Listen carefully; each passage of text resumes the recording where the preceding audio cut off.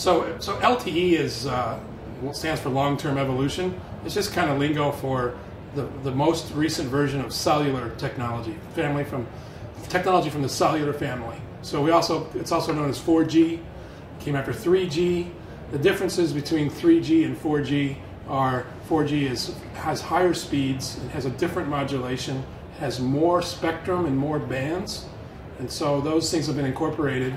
And so when you think of, well, I got 4G on my phone, you're thinking my phone's faster, it has more spectrum that it can use, those sorts of things. But what exactly is LTE-U? Okay, so LTE-U means that we're operating LTE, in other words, technologies from the cellular family, on unlicensed spectrum. So there's really two kinds of spectrum.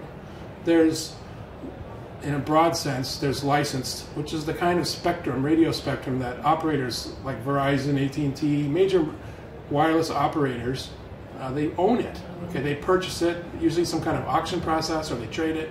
It's very valuable. They own it. And when you own the spectrum, you get to say who is going to use it, when, what kind of technology, and so forth. That's licensed. And then there's the unlicensed band. So the regulators around the world say some bands are licensed, some bands are unlicensed. So in the unlicensed band, that's where you see many things, but very prominently is Wi-Fi, or the 802.11 family.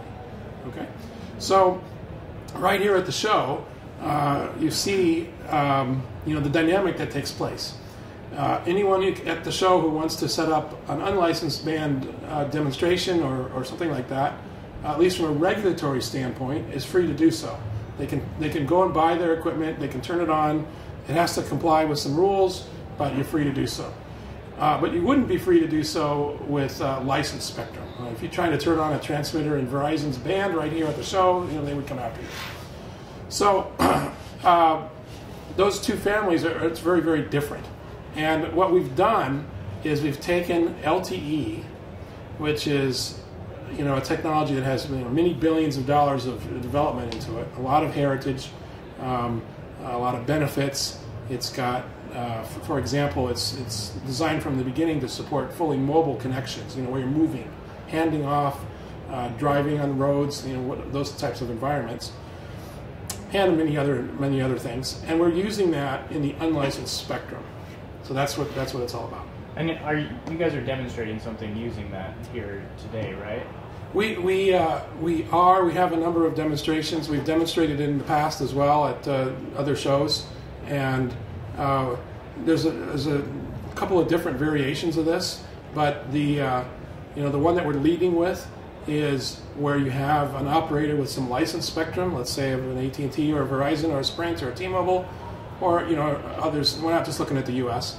And they deploy some cellular, and then they use some LTE in the unlicensed spectrum at the same time. That's what we're looking at.